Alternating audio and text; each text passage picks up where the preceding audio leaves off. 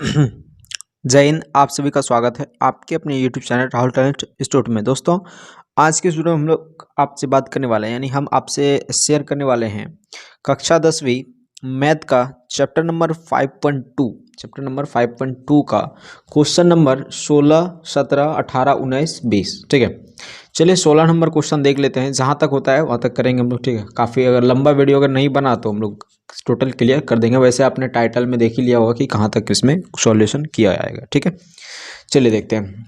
वह एपी ज्ञात कीजिए जिसका तीसरा पद। पिछले वीडियो में हमने ये सब ज्ञात कर रखा है। ठीक है, ये सभी क्वेश्चन हमने बहुत आसानी से सॉल्व कर रखे हैं। ठीक है, वह एपी ज्ञात कीजिए जिसका तीसरा पद है। तीसरा पद क्या दे रखा है? 16, और सातवां पद पांचवें पद से 12 अधिक है। ठीक है, जो दे रखा है हम पहले उसको लिख लेते हैं। ठीक है, देखिए यहाँ पे क्वेश्चन भी हम लिख रखे हैं ताकि आपको आसानी से समझ में आए क्वेश्चन के साथ। ठीक है, एपी निकालने बोला है और जिसका तीसरा पद हमको 16 दे रखा है, तो यहाँ पे लिखते हैं दिया है।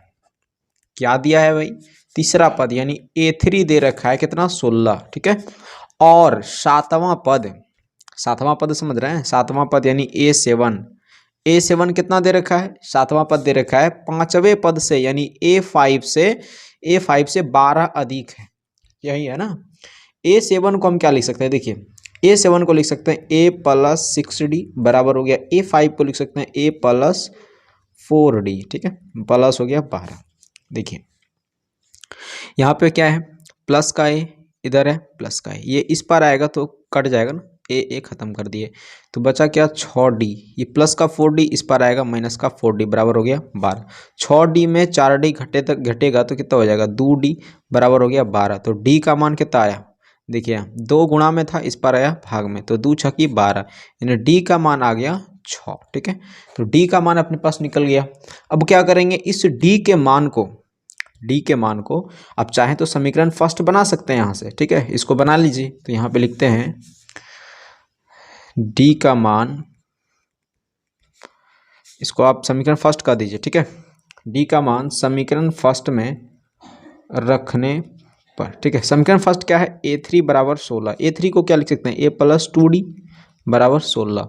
ए क्या है? तो ए भाई निकालना है 2 गुणा D। देखिए D रखना है मान ना, D के जगह पे रख देंगे 6 बराबर 16। तो A+6 दूनी 12 बराबर 16। ए बराबर कितना हो जाएगा? 16 है, ये प्लस का 12 उस पर चला जाएगा माइनस का 12। ए बराबर कितना हो जाएगा? 12 4 16 यानी 4। ठीक, ए का मान आ गया 4, डी का मान 6। एपी हम लोग याद कर लेते हैं। एपी, ठीक है, पहला पद हो गया 4, यानी ए यानी प्रथम पद हो गया 4।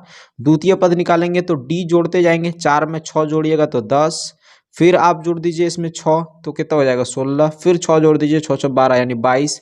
तो ये हमारे पास एपी ज्ञात हो गया, ये अपना आंसर निकल गया। ठीक है, समझ में आ गया क्वेश्चन। चलिए आगे क्वेश्चन देखते हैं। 17 नंबर क्वेश्चन हम लोग लिख रखे हैं ताकि आपको आसानी से समझ में आए। हालांकि आप किताब में भी देख सकते हैं, थोड़ा सा देख लीजिए ताकि संतुष्टि हो जाए आपको। देखिए बोला है एपी इतना 253 में अंतिम पद से 20वां पद याद करें। देखिए क्वेश्चन बहुत आसान है, ज़्यादातर स्टूडेंट इसमें फंसता है, लेकिन बहुत आसान क्वेश्चन है। ध्यान से समझिएगा, आपको बहुत समझ में अच्छा से आ जाएगा। ठीक है, क्वेश्चन है कि ये एपी दे रखा है और बोला है 253 में अंतिम पद से हमको 20वां पद निकालना है। समझ रहे हैं? अंतिम पद है। प्रथम पद से अगर बोला होता तब तो ए 20 लिख करके ये 3 हो जाता, डी 8 में से 3 घटाते 5 हो जाता, तो और हम लोग आसानी से A+19D करके निकाल लेते 20वां पद। लेकिन अंतिम पद से बोला है तो हम क्या करेंगे? अंतिम पद से ही, यानी इसको हम उल्टा देंगे। क्या बोल रहे हैं कि 253 जब बताइए अंतिम पद से जब पूछा गया है तब तो अंतिम पद क्या हो जाएगा? प्रथम पद होगा। समझ रहे हैं कि नहीं? अंतिम पद क्या हो जाएगा? प्रथम पद हो जाएगा। तो हम इसको क्या करते हैं? एपी को उल्टा करने पर, ठीक है, तो एपी को उल्टा करेंगे तो पहले लिखाएगा 253। ठीक, अब देखिए अंतर कितना है इस एपी में? देखिए अंतर कितना है? 3 8, इसके बीच का अंतर 8 में से 3 घटेगा 5, 13 में से 8 घटेगा 5, यानी 5 का गैप है। तो 253 घटेगा, 253 घटने यानी इसमें 5 घटाइए। समझ रहे हैं? 253 के पहले क्या आएगा? वही उसको यहाँ लिखते आना है। 253 के पहले, यानी 253 के पहले क्या आएगा? 5 घटा दीजिए इसमें। 253 में 5 घटाते हैं। ठीक है, 253 माइनस का 5 हो जाएगा 8 5 13, इधर हो गया 4 और ये हो गया 1, सर ये 2 आ जाएगा 248 है ना, 248। फिर इसमें आप 5 घटाइए, तो 5 घटाएंगे तो हो जाएगा 243। ठीक है, तो ये निकल गया क्या, ये हम एपी को उल्टा कर दिए। ये 253 से पहले जो आएगा 248 आएगा, फिर उसमें 5 घटाएंगे, उसके बाद क्या आएगा 243 आएगा। ऐसे करते करते करते करते चलते चलते कभी ना कभी 13 आएगा, फिर कभी 8 आएगा और 3 आएगा, बस समाप्त हो जाएगा एपी का पद। समझ रहे हैं, बस यही कर रखा है। ठीक, तो एपी को उल्टा कर दिए। अब हमारा यहाँ पे ए बराबर क्या निकल गया 253, डी क्या हो जाएगा, तो 248 में से 253 घटाएंगे। बहुत स्टूडेंट गलती यहीं पे करता है, 253 में 248 घटा देता, नहीं, A2 माइनस A1 होता है, याद रखिएगा। A2 हो गया ये, A1 हो गया ये, तो A2 माइनस A1 यानी 248 में 253 घटाएंगे तो माइनस का 5 हो जाएगा। ठीक है, चलिए आगे देखिए। अब अगर इसमें देखा जाए, पूछा क्या है 20वां पद, बहुत आसानी से निकल जाएगा। तो A20 क्या होता है भाई, हम A20 को लिख सकते हैं A प्लस 19D। अब A अपने पास है पता, और 19 और गुना D तो पता है ही, निकाल देंगे। 253 प्लस 19 बचे 95, यानी माइनस का 95 बराबर 253 और प्लस माइनस माइनस का 95। देखिए 253 में 95 घटा दीजिए, कितना हो जाएगा 8 5 13, यहाँ बचा 4 9 9 5 14 है ना, एक इधर बच गया, तो कितना बच गया 158। ठीक है, तो ये 20वां पद आ गया 158। ठीक है, 20वां पद 158 है। ठीक है, 20वां पद 158 है। समझ में आया, एक बार और फिर से देख लीजिए। आप बोला था अंतिम पद से निकालने के लिए, तो अंतिम पद जो है प्रथम पद बना लेंगे। अब उसके पहले जितना पद आएगा उसको हम लिखते जाएंगे, क्योंकि अंतिम पद से बोला है भाई। समझ रहे हैं ना, अंतिम पद से बोला है। बहुत स्टूडेंट का अब यहाँ पे आपको कन्फ्यूजन हो जाएगा कि 253 के बाद आप 5 जोड़िए तो 258 काहे ना लिए। देखिए भाई, अंतिम पद यही है, समझ रहे हैं ना, अंतिम पद यही है, तो हम इसके आगे थोड़ी ना जा सकते हैं, इसके पीछे ही जाना पड़ेगा। समझ में आ रहा है, तो वही किए थे यहाँ पे। ठीक है, तो इसका एक स्क्रीनशॉट यहाँ से ले सकते हैं। चलिए आगे का क्वेश्चन हम लोग देख लेते हैं। 18 नंबर क्वेश्चन आप देखिए। ठीक है, परिभाषिक सवाल है, बड़ा मस्त सवाल है 18 नंबर क्वेश्चन। ठीक है, अब जरा सा यहाँ पहले किताब में देख लीजिए।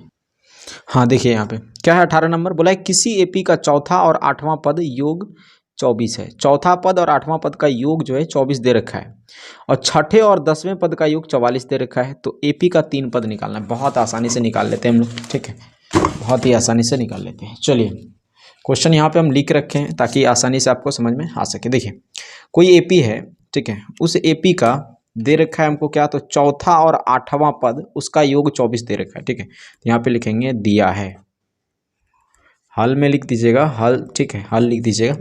दिया है क्या दे रखा है भाई, चौथा और 8वां पद। तो चौथा पद को हम A4 लिखेंगे, 8वें पद को हम लिखेंगे A8 बराबर, यानी इसका योग दिया है, तो योग दे रखा है 24, लिख दिए 24।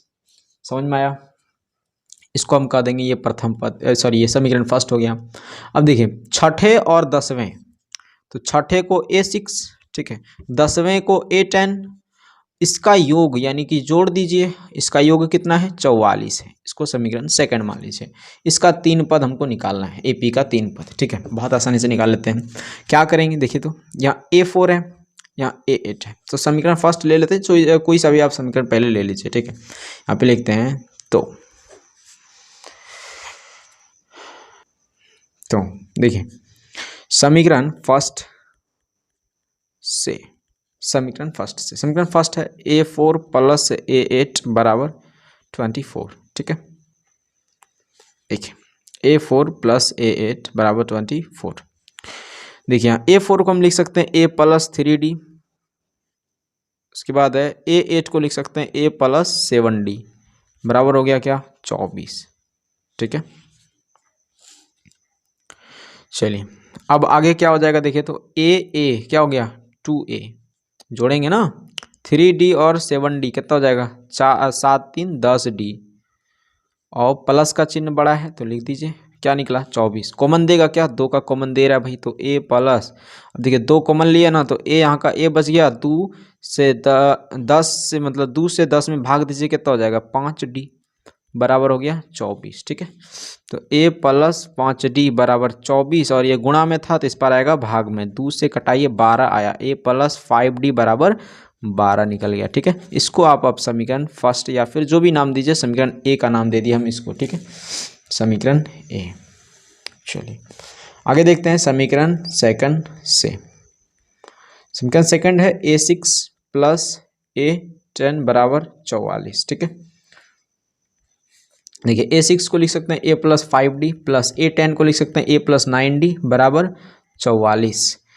ए यानी एक ए 2A हो गया, 5D 9D। ठीक है, 9 5 14D हो गया, प्लस का चिन्ह बड़ा है, लिख दीजिए आप 44। ठीक है, कॉमन देगा 2 का, 2 कॉमन लिए, A प्लस 2 कॉमन लिए तो 2 से 14 में भाग दीजिए, 7D हो जाएगा, है ना, बराबर क्या हुआ इधर 44। तो A प्लस 7D बराबर 44 है, ये गुणा में 2 है तो बराबर के इस पार आ जाएगा तो भाग में 2, 22 दूनी 44 हो गया। A प्लस 7D बराबर 22 आ गया। समीकरण इसको हम B का नाम दे दिए। ठीक है, अब क्या करेंगे तो विलोपन विधि से समीकरण A और समीकरण B को घटा देंगे। ठीक है, तो यहाँ पे लिखते हैं विलोपन विधि से घटाने पर। ठीक है, A प्लस 5D बराबर 12 और A प्लस 7D बराबर 22। प्लस है यहाँ माइनस, प्लस है माइनस, प्लस है माइनस, यानी घटाने पर चिन्ह चेंज होता है। प्लस माइनस माइनस, 7 में 5 घटेगा तो 2D, है ना। अब बड़ा देखिए, बड़ा है 7, आगे का चिन्ह माइनस है तो माइनस लिखिए, प्लस माइनस माइनस, तो 22 में 12 घटेगा। देखिए आप 22 में से 12 घट गया तो कितना बचा, 10 बचा ना, 10 हो गया, माइनस का चिन्ह बड़ा है, खत्म हो गया। D बराबर निकला 10 और ये गुणा में 2 था, इस पर आया भाग में, 2 पंजा 10, तो D का मान क्या आ गया 5। ठीक है, समझ में आ गया होगा। अब D का मान निकल गया, D के मान को समीकरण फर्स्ट में पुट कर दीजिए, तो यहाँ पे लिखेंगे D का मान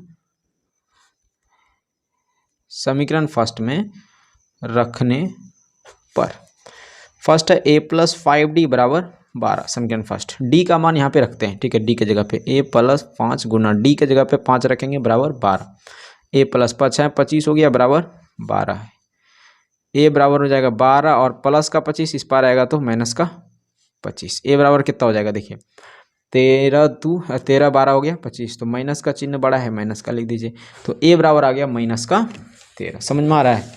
चलिए अब क्या बोला है, बोला है भाई इसका जो है क्या करना है, मतलब हाँ 3 पद निकालना है, तो 3 पद निकाल देते हैं AP का। ठीक है, AP 3 पद A plus D A plus 2D, 3 पद निकल जाएगा। ठीक है, A क्या है तो माइनस का 13, A क्या है माइनस का 13 प्लस D है 5, A क्या है माइनस का 13 प्लस 2 गुणा D क्या है, D है भाई 5। ठीक है, 13 होगा माइनस का 13 कॉमा प्लस माइनस माइनस, तो 13 में से 5 घटेगा, 8 5 13। ठीक, प्लस का सॉरी माइनस का चिन्ह बड़ा है तो माइनस लिख दीजिए, माइनस 13 प्लस 5 दूनी हो गया 10, माइनस का 13 कॉमा माइनस का 8, और देखिए प्लस माइनस माइनस, 13 में से 10 घटेगा तो 3। ठीक है, बड़ा चिन्ह है माइनस का तो माइनस का 3। समझ में आया, ये निकल गया AP अपना। ठीक है, ये हो गया आंसर, 3 पद निकाल लिए। हाँ देखिए 19 नंबर क्वेश्चन है, यहाँ पे क्वेश्चन आप देख लीजिए किताब में, नहीं तो यार संतुष्टि के लिए। ठीक है, देखिए 19 नंबर है ना, सुब्बा राव ने क्या किया है, 1995 में 5,000 रुपये के मासिक वेतन पर कार्य आरंभ किया, प्रत्येक वर्ष 200 रुपया का वेतन वृद्धि प्राप्त की, कितने मतलब किस वर्ष उसका वेतन जो है 7,000 रुपया हो जाएगा। ठीक है, क्वेश्चन यही है ना, चलिए निकालते हैं हम लोग।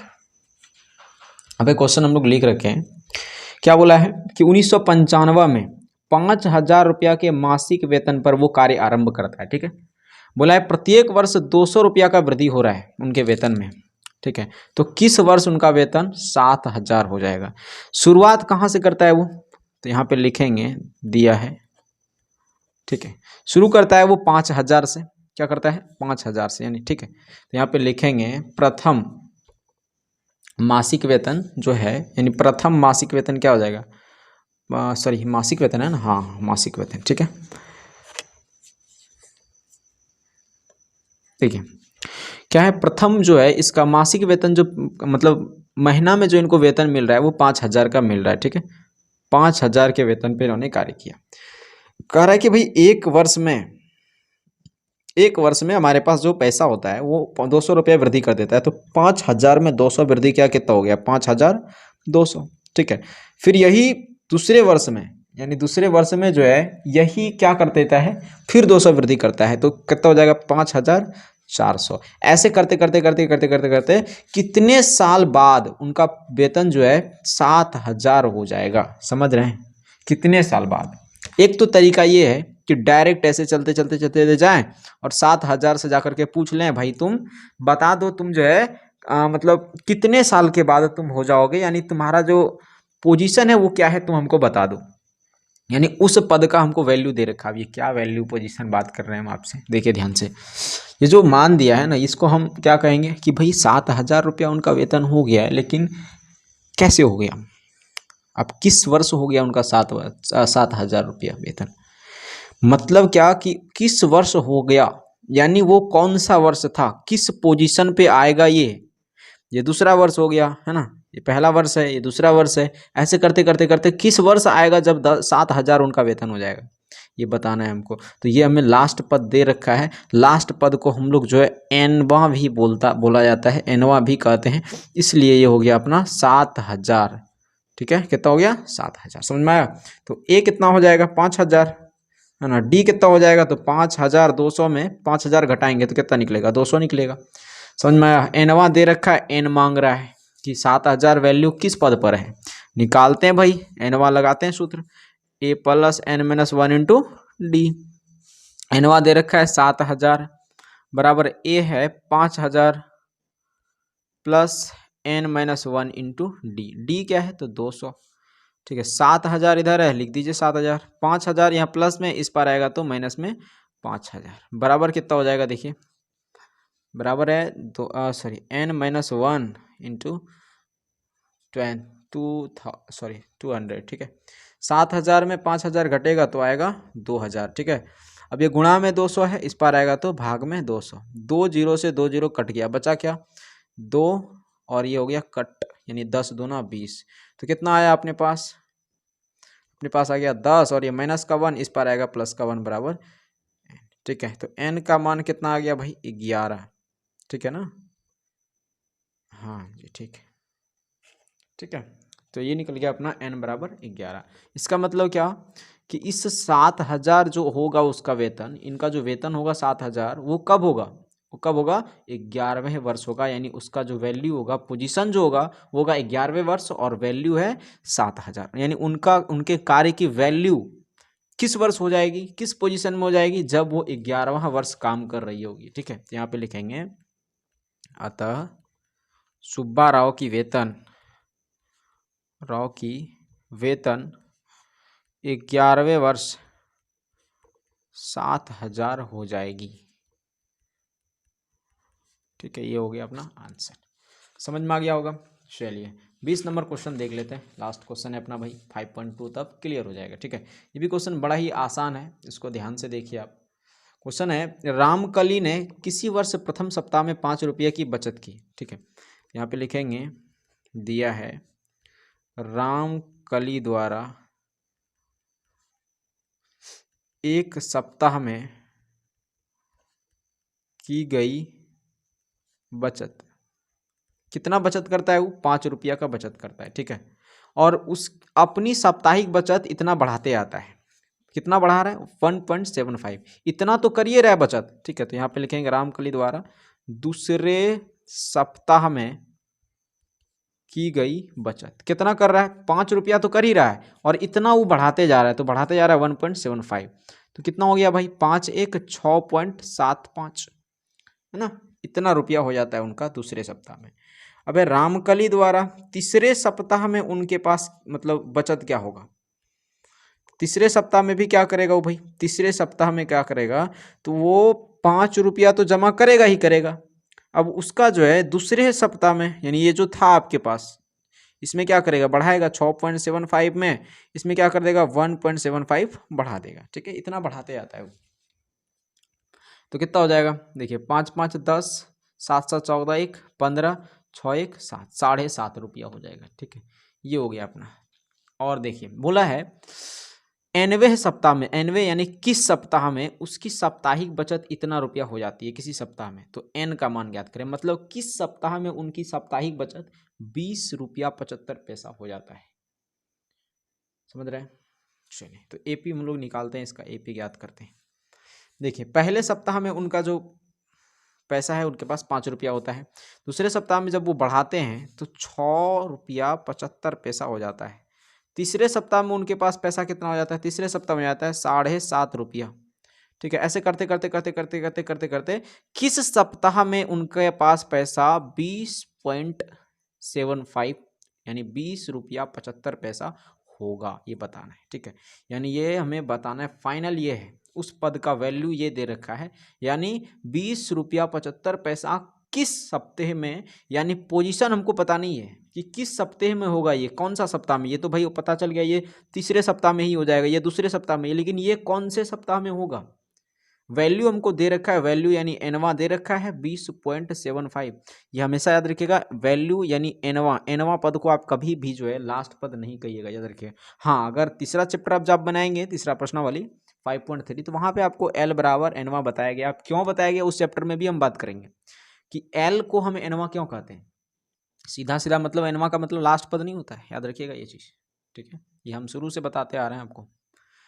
अब देखिए ए का मान हो गया 5 और डी क्या हो जाएगा 6.75 है, माइनस कर दीजिए 5। ठीक है, यानी A2 माइनस A1। देखिए 6 में से 5 घटेगा तो भाई 1 होगा ना, 1.75। समझ रहे हैं, तो डी निकल गया, ए निकल गया, एनवा निकल गया। अब एक एन निकालना है तो सूत्र लगाएंगे, एनवा बराबर A plus N minus 1 into D. एनवा कितना है 20.75 बराबर ए कितना है, तो भाई 5 प्लस एन, एन ही तो मालूम करना है, डी कितना है तो 1.75। ठीक है, तो 20.75 और ये प्लस का 5 इस पर आएगा माइनस का 5, बराबर हो गया क्या, एन माइनस 1 इंटू 1.75। ठीक, देखिए 5 घटेगा इसमें सीधे सीधे तो 15.75 हो जाएगा, है कि नहीं। ये देखिए यहाँ क्या है, ये भाई गुणा में है, इस पर आएगा भाग में, तो 1.75 बराबर हो गया n माइनस 1। ठीक, ये कट गया। अब देखिए दशमलव के बाद जितना संख्या है, यहाँ पे ऊपर भी जितना संख्या है इधर भी सेम संख्या रहे, यहाँ भी दशमलव के बाद 2 संख्या, यहाँ भी दशमलव के बाद 2 संख्या, इसलिए हम इसको कटा रहे हैं। ठीक है, तो यहाँ क्या निकल गया अपने पास 1575 और यहाँ हो गया 175। ठीक है, 1575 और इधर हो गया 175, कटा देता है अब इसको, कटेगा क्या, हाँ भाई कटेगा जरूरी है। देखिए 175 नमा ये कट जाता है, 9 बार में ये कटेगा। ठीक है, आप कर लीजिएगा बहुत आसानी से, आप इसको छोटा छोटा करके भी कटाइएगा और क्वेश्चन करिएगा तो आपको समझ में आ जाएगा, नहीं तो आप करके गुना दिखा देते हैं आपको। ठीक है, 175 नमा 1575 होता है, 9 पचे 45 बचा 4, 9 सते 63, 63 4 67 बचा 6, 9 एकम 9 6 15, 1575 हुआ कि नहीं, कट गया। तो क्या निकला 9 और ये माइनस का 1 इस पर आएगा, प्लस का 1 बराबर n, तो n का मान क्या निकला 10। यानी क्या कि 10वें सप्ताह में, क्वेश्चन का मतलब क्या हुआ कि 10वें सप्ताह में उनके पास जो साप्ताहिक बचत होगा वो 20 रुपया 75 पैसा हो जाएगा। ठीक है, चलिए समझ में आ गया क्वेश्चन। तो मिलते हैं हम लोग अगले वीडियो में, तब तक के लिए जय हिंद जय भारत।